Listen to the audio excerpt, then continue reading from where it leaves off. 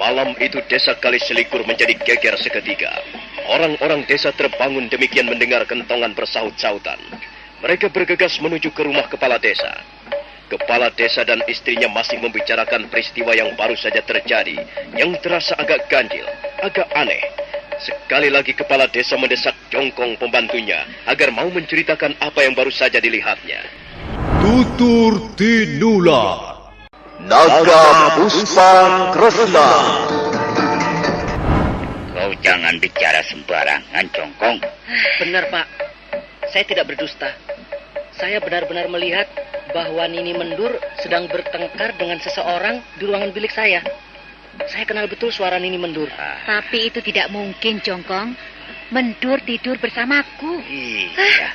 Sejak sore tadi dia tidak keluar ruangan. Dia tidur bersamaku. Bagaimana dia bisa berada di ruangan bilikmu? Aduh. Memang agak aneh kejadian ini, Bu. Ada hal-hal yang tidak wajar. Itu, Pak. Orang-orang sudah datang. Malam ini desa Kaliselikur kemasukan penjahat. Dan tidak tanggung-tanggung, dia langsung masuk ke rumahku. Aku berusaha untuk menangkapnya, tapi gagal. Berapa orang semuanya, Bapak Kepala Desa? Yang aku tahu cuma satu orang. Tapi sekalipun hanya satu orang, dia mempunyai kemampuan ilmu kanuragan yang tinggi. Tapi belum tentu hanya satu orang, Bapak Kepala Desa. Mungkin teman-teman masih bersembunyi di tempat lain. Teman-temannya maksudmu? Iya. Nah, itulah yang khawatirkan.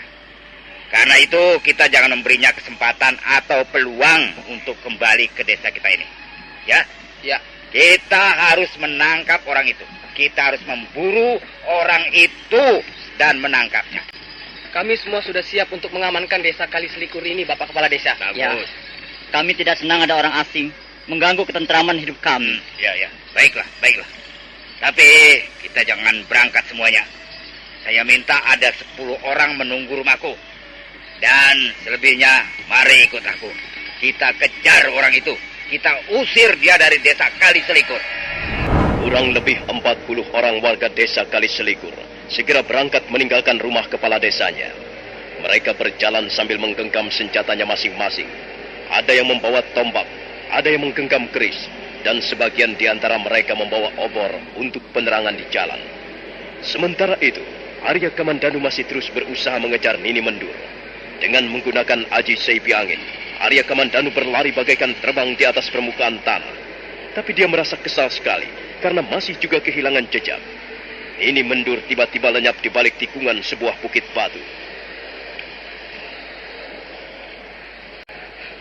Siluman jahanam. Dia pun mampu berlari bagaikan angin. Kurang ajar. Tiba-tiba saja dia lenyap. Tapi aku yakin dia masih berada di sekitar bukit batu ini. Apakah usahaku akan sia-sia akhirnya? Tidak.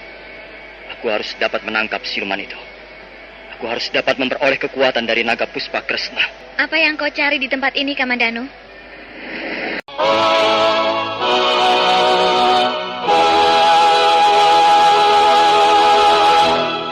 Arya Kamandanu terkejut sekali. Jantungnya seakan-akan berhenti berdetak. Darahnya berdesir dengan kencang. Dia segera membalikkan punggungnya. Dan tiba-tiba ia sudah berhadapan dengan Sakawuni. Dia berusaha untuk meyakinkan dirinya. Apakah gadis yang dihadapinya adalah benar-benar Sakawuni? Ada apa kau ini, Kamandanu? Mengapa kau memandang aku dengan cara seperti itu? Sakawuni. Benarkah kau Sakawuni? Wah, kau ini aneh sekali, Kamandanu. Baru saja kita berpisah, dan kau sudah melupakan aku. Tiba-tiba saja kau pergi meninggalkan rumah kediaman Empu Lunggah. Kau pergi meninggalkan Kedung Peluk, dan hanya memberikan selembar daun lontar kepadaku. Apakah itu artinya, Kamandanu? Kau sudah bosan berjalan bersamaku ya? Tidak, Wuni. Bukan karena itu. Tapi apa yang kau lakukan di tempat ini, Wuni? Aku telah mencarimu ke sana kemari, Kamandanu. Tapi, ya, kalau memang kau tidak mau lagi bersama-sama denganku, baiklah. Aku akan pergi. Tunggu, Wuni. Tunggu dulu. Benarkah dia Sakawuni? Aku menjadi bingung sendiri. Benarkah dia Sakawuni? Ataukah penjelmaan ular naga Puspa Kresna? Setan alas. Pikiranku menjadi kacau. Aku tidak tahu lagi apa yang harus kulakukan sekarang. Tapi aku belum yakin bahwa dia adalah benar-benar Sakawuni. Ular siluman itu bisa merubah dirinya menjadi 1001 macam wujud. Bisa saja dia membo-membo atau menyaru sebagai Sakawuni. Kamandanu, apa yang kau pikirkan? Sudahlah, sebaiknya kita kembali ke Majapahit. Tak ada yang bisa kita lakukan di tempat ini. Aku benar-benar ragu-ragu sekarang. Tapi aku tidak akan tertipu. Akan kulihat apakah dia benar-benar Sakawuni ataukah hanya penjelmaan dari ular siluman itu. Kamandanu, sedang apa kau ini, ha? Kau tidak mendengar kata-kataku? Dari dulu memang kau begitu. Suka melamun sendiri, merenung sendiri, tidak mengindahkan siapapun yang berada di dekatmu. Kau selalu asik dengan dirimu sendiri saja, Kamandanu. Wuni, kau cantik sekali, Wuni. Apa? Kau jangan sembrono, Kamandanu. Nanti ku jewer kupingmu. Benar, Wuni. Baru sekarang ini aku menyadari bahwa kau adalah seorang gadis yang cantik. Kau cantik dan lembut. Jangan begitu, Kamandanu. Lepaskan tanganku. Tanganmu lembut. Tanganmu halus bagaikan sutra. Mengapa harus kulepaskan? Kau sudah mempunyai seorang istri. Kasihan kakak Mesin. Bukankah aku hanya mengganggu kebahagiaan kalian? Dia menyebut-nyebut Mesin. Kalau begitu, jangan-jangan dia benar-benar Sakawuni. Aku menjadi bingung.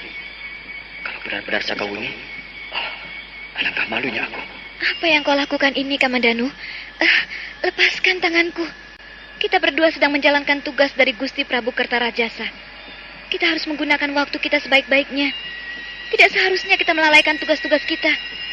Sudahlah, ayo, kita kembali ke Majapahit sekarang. Sakawuni, benarkah kau ini Sakawuni?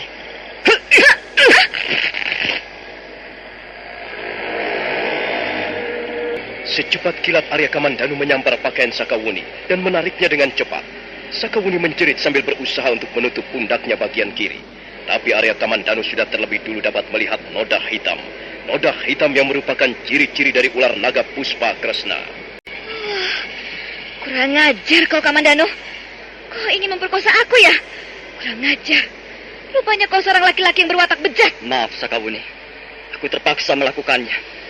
Sekarang aku tahu siapa dirimu yang sesungguhnya. Kau bukan Sakawuni. Kau adalah ular siluman itu. Hebat sekali kau, Kamandanu. Arya Kamandanu. Sungguh-sungguh luar biasa. Keberanianmu melebihi Batara Bayu. Aku bangga dapat berjumpa dengan laki-laki seperti dirimu, Kamandanu. Nah, sekarang marilah kita bertarung. Hiat!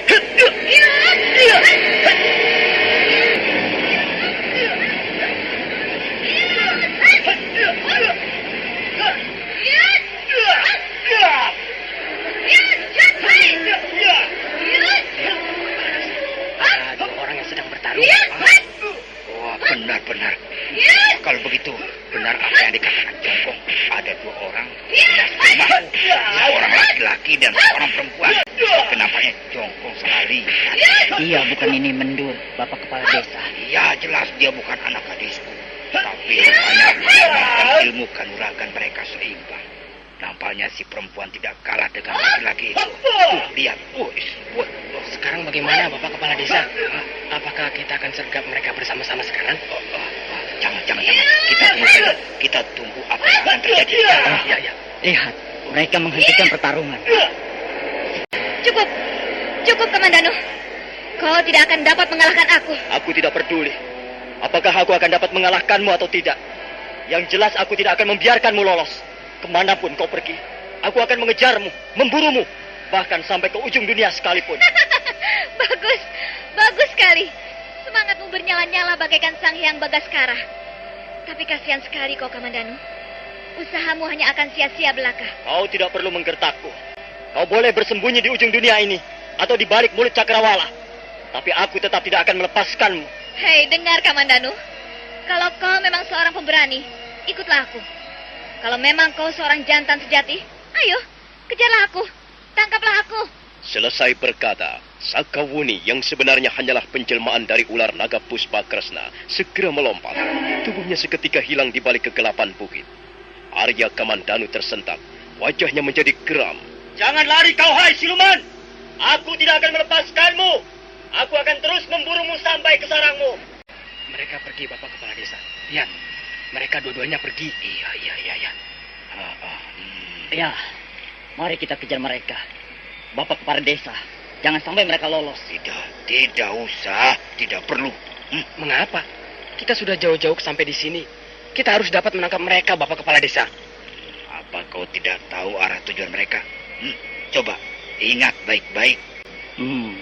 Kalau tidak salah, mereka menuju ke Candi Kagenangan, Bapak Kepala Desa. Bukan ke Candi Kagenengan. Candi Kagenengan di sebelah sana. Dengar. Kalau mereka terus berkejar-kejaran menyusuri lereng bukit itu, mereka pasti akan sampai di Bukit Mahabairawi. Bukit Mahabairawi? Oh, tidak. Jangan, Pak. Lebih baik kita kembali saja, Bapak Kepala Desa. Nah, aku pikir juga begitu. Kita kembali saja. Tak ada gunanya kita mengejar mereka. Kita tidak tahu siapa mereka dan apa tujuan mereka datang ke desa kita. Ayo, kita kembali saja. Beritahukan teman-temanmu supaya kita segera kembali ke desa Kaliselikur. Kepala desa Kaliselikur segera mengajak warga desanya kembali. Mereka tidak meneruskan mengejar buruan mereka. Dan memang benar apa yang dikatakan kepala desa itu. Arya Kamandanu terus mengejar Sakawuni. Mereka berkejaran di sebuah lereng bukit. Kadangkala mereka menanjak, kadangkala menghambur turun. Dan pada saat Arya Kamandanu berlari-lari menuruni lereng bukit, dia melihat sebuah bukit yang cukup besar ukurannya. Puncak bukit kelihatan agak terang, taram-temaram oleh cahaya sinar bulan. Bukit itulah yang bernama Bukit Mahabairawi. Mahabairawi artinya neraka jahanam. Bukit itu memang nampak menyeramkan. Menurut kepercayaan warga desa Kaliselikur dan sekitarnya, di puncak bukit itulah tempat bersemayam arwah-arwah orang yang mati penasaran. Mereka mengalami siksaan yang sangat berat sebagai ganjaran atas dosa-dosanya semasa hidupnya dulu. Dia berlari ke arah bukit itu. Mungkin di puncak bukit itulah sarang tempat tinggalnya. Aku tidak peduli. Aku akan terus memburu siluman itu. Hai siluman! Kemana kau akan melarikan diri? Sampai ke ujung langit pun aku akan terus mengejar. Aku akan terus memburumu. Kembali Arya Kamandanu meloncat dan berlari menaiki lereng Bukit Mahabairawi. Dia terus berlari menyelip di sela-sela batu-batu padas. Kadangkala dia melompati celah bukit. Dan pada saat lain dia berlompatan di atas batu-batuan berwarna hitam. Arya Kamandanu tiba-tiba menghentikan langkahnya. Karena di depannya nampak sebuah terowongan. Mulut terowongan itu mengepulkan asap keputih-putihan. Arya Kamandanu ragu-ragu sejenak. Dia berhenti di depan mulut terowongan yang terus mengepulkan asap keputih-putihan. Ada sebuah terowongan. Mungkin terowongan itu merupakan mulut sebuah gua yang dalam. Aku tidak tahu ada apa di dalamnya. Barangkali ular siluman itu telah menungguku di dalam sana. Tapi aku tidak akan berhenti sampai di sini. Dan sepertinya tidak ada jalan lain lagi, kecuali harus melewati mulut terowongan ini. Dan Arya Kamandanu kembali melangkah. Sebentar kemudian dia sudah mulai memasuki terowongan. Tubuhnya segera lenyap di balik kepulan asap keputih-putihan. Arya Kamandanu terus melangkah semakin ke dalam. Terowongan itu cukup lebar, tingginya kurang lebih 4 depa. Sebagian dinding-dindingnya yang terdiri dari batu-batuan yang sangat keras. Batu-batuan gunung mengeluarkan asap keputih-putihan. Setelah kurang lebih 20 langkah menyusuri mulut terowongan, Arya Kamandanu tiba di sebuah ruangan terowongan yang cukup lega. Arya Kamandanu tersentak. Dia berdiri merapat pada dinding terowongan dan matanya menatap seorang laki-laki tua yang tengah duduk bersila. Nah, saudara pendengar, bagaimanakah kisah selanjutnya? Siapakah laki-laki tua yang ditemui Arya Kamandanu di dalam ruangan terowongan? Dan apa yang akan dialami Arya Kamandanu di puncak Bukit Bairawi? Silakan menunggu seri berikutnya. Sampai jumpa.